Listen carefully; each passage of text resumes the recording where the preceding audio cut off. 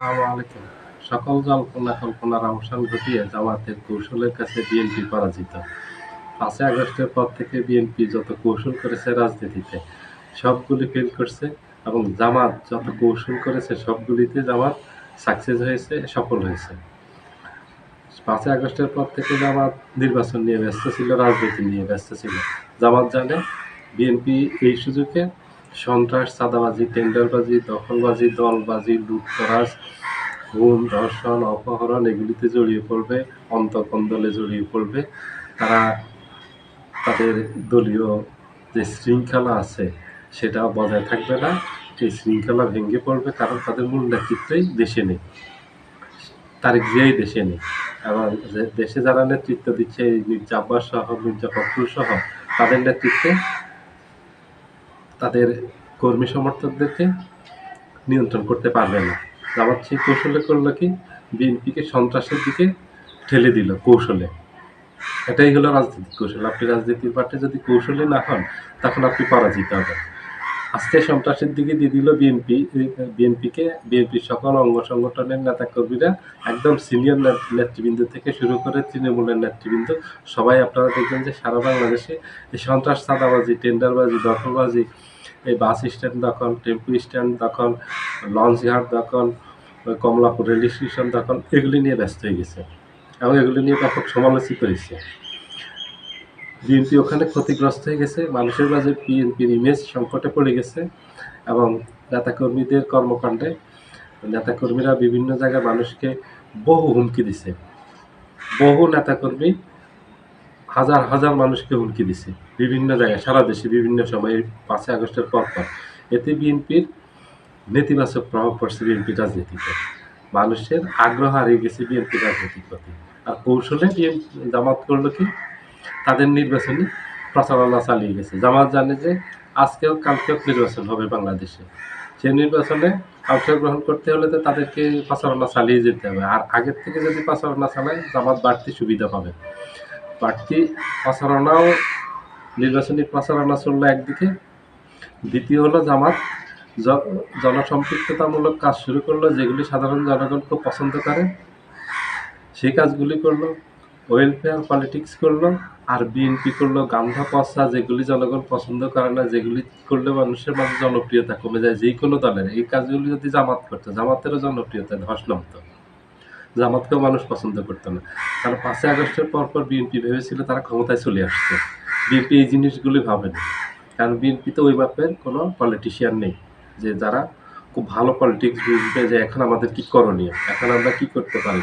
আমাদের নেতাকর্মীরা যেন সন্ত্রাসের পথে না যায়, যদি যায় তাহলে দলের জনপ্রিয়তা ধস নামবে, দল আগামীতে ক্ষমতায় যেতে পারবে না, জনগণ এগুলি পছন্দ করে না। এই নেতৃত্ব ছিল না বিএনপির, যার কারণে বিএনপির নেতাকর্মীরা এই সন্ত্রাসে জড়িয়ে পড়লো। জামাতও চেয়েছে তারা ওখানে জড়িয়ে পড়ুক এবং কৌশলে ওখানে ঠেলে দিয়েছে। আর জামাত কৌশলে রাজনীতির মাঠ দখলে নিয়ে নিয়েছে, রাজনীতির মাঠ থেকে এক হিসাবে বিএনপিকে কিক আউট করে দিছে। আর রাজনীতির মাঠে পুরো জামাত দখলে নিয়েছে এবং নির্বাচনী মাঠটাও কৌশলে জামাত দখলে নিয়ে নিয়েছে। ৩০০ আসনে জামাত তাদের প্রথমে প্রার্থী তালিকা ঘোষণা করে দিয়েছে। তখন অনেকেই অবাক হয়েছে, অনেকে আলোচনা করেছে, অনেকে সমালোচনা করছে যে এত আগে কেন জামাত তাদের প্রার্থী তালিকা ঘোষণা করলো। কিন্তু জামাতের কৌশল তো বুঝতে পারেনি যে বিএনপিকে রাজনীতির মাঠ থেকে সরিয়ে দিয়েছে। জামাত বিএনপিকে নির্বাচনের মাঠ থেকে সরিয়ে দিয়েছে। জামাত নির্বাচনী মাঠটা পুরো তাদের দখলে নিয়ে নিয়েছে।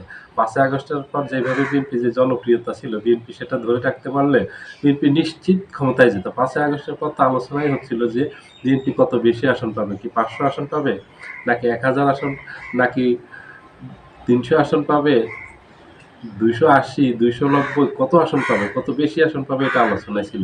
কিন্তু এখন আলোচনা হচ্ছে জামাত, এখন আলোচনা হচ্ছে বিএনপি ক্ষমতায় যেতে পারবে কিনা, এবং বিএনপি খুব ভয়ে আছে বিএনপি ক্ষমতায় যেতে পারবে কিনা। কারণ বিএনপি এখন বুঝতে পারছে যে তারা যে বড় বড় ভুলগুলি করছে এবং জামাতের কৌশলে পরাজিত হয়েছে। একের পর এক নাটক করছে বিএনপি, কোনো নাটকে কাজে আসছেনি, বিএনপির কোনো কৌশলে কাজে আসেনি, কারণ জামাতের কাছে এগুলি নস্যি। বিএনপির এসব কৌশল, বিএনপির এসব নেতারা কি করবেন এটা জামাত জানে। জামাত এই জন্য খুব নিখুঁত পরিকল্পনা নিয়ে রাজনীতির মাঠে ৫ই আগস্টের পরে তারা রাজনীতি করা শুরু করে দিয়েছে। এই খালি ময়দান জামাত দখলে নিয়েছে, যেটা বিএনপির দখলে ছিল। বিএনপির দখলে এই পুরো মাঠটা ছিল। কৌশলে বিএনপিকে সেখান থেকে সরিয়ে দিয়ে জামাত মাঠ দখলে নিয়েছে। এখন বিএনপি কান্নাকাটি শুরু করতেছে। এখন বিএনপি দেখবেন যে ভারতের বিরোধী কোনো বক্তব্য দিচ্ছে না, আওয়ামী লীগ বিরোধী কোনো বক্তব্য দিচ্ছে না। কারণ আওয়ামী লীগ বিরোধী বক্তব্য দিলে দেশে আওয়ামী লীগের ভোট পাবে না। ভারত বিরোধী বক্তব্য দিলে আওয়ামী লীগের সাপোর্টাররা বিএনপিকে ভোট দিবে না। ভারতের বিরুদ্ধে বক্তব্য দিলে ভারত বিএনপিকে ক্ষমতায় যাক এটা চাইবে না, ভারত বিরোধিতা করবে, ভারতের বিরোধিতার মুখে পড়বে, বিএনপি যেতে পারবে না। কিন্তু বিএনপি যে ভুলগুলি করছে এগুলি সবগুলি বিএনপির ভুল। এই যে ভারতের বিরুদ্ধে কথা না বলা, আওয়ামী লীগের বিরুদ্ধে না বলা, আরও জনপ্রিয়তায় ধস নামছে। এই কৌশলে এক একটার পর জামাতে চেয়েছে বিএনপি যেন ভারতের বিরুদ্ধে কোনো কথা না বলে, আওয়ামী লীগের বিরুদ্ধে কোনো কথা না বলে। যেগুলি জামাত চেয়েছে বিএনপি সেগুলি ঠিক করছে। এগুলি করে করে বিএনপির জনপ্রিয়তা একেবারে তলানিতে এসে ঠেকছে। জামাত এটাই চেয়েছে, এই কাজগুলি করলে বাংলাদেশের জনপ্রিয়তা কমবে। কারণ সাধারণ মানুষ সন্ত্রাস, চাঁদাবাজি, টেন্ডারবাজি, দখলবাজি এগুলি পছন্দ করে না। এবং সাধারণ মানুষ ভারতের সাথে সম্পর্ক চায়, কিন্তু সমতার ভিত্তিতে, দাসত্বের ভিত্তিতে না, সমমর্যাদার ভিত্তিতে সম্পর্ক চায়। বিএনপি ভারতের বিরুদ্ধে সেভাবে কোনো বক্তব্য রাখতে পারেনি। বিএনপির কোনো কর্মসূচি সেভাবে ছিল না, নেতাদের কোনো বক্তব্যও ছিল না। মানুষ বুঝে গেছে বিএনপির অবস্থান কি। এক হলো ভারতের পক্ষে, যেটা মানুষ পছন্দ করে না। মানুষ পছন্দ করে ভারত আমাদের একমাত্র শত্রু, ওই হিসাবে গণ্য করে, এবং ওই হিসাবে মানুষ ভারত বিরোধিতা যেটা আছে সেটা করে। কারণ আমাদের দেশের মানুষ হলো ভারত বিরোধী। ভারত যেহেতু আমাদের একমাত্র শত্রু, ভারত আমাদের সাথে সবসময় শত্রুতা করে আসছে, এই জন্য ভারতকে আমাদের দেশের মানুষ শত্রু মনে করে। আর বিএনপি সেখানে উল্টো ভারতকে বন্ধু মনে করে।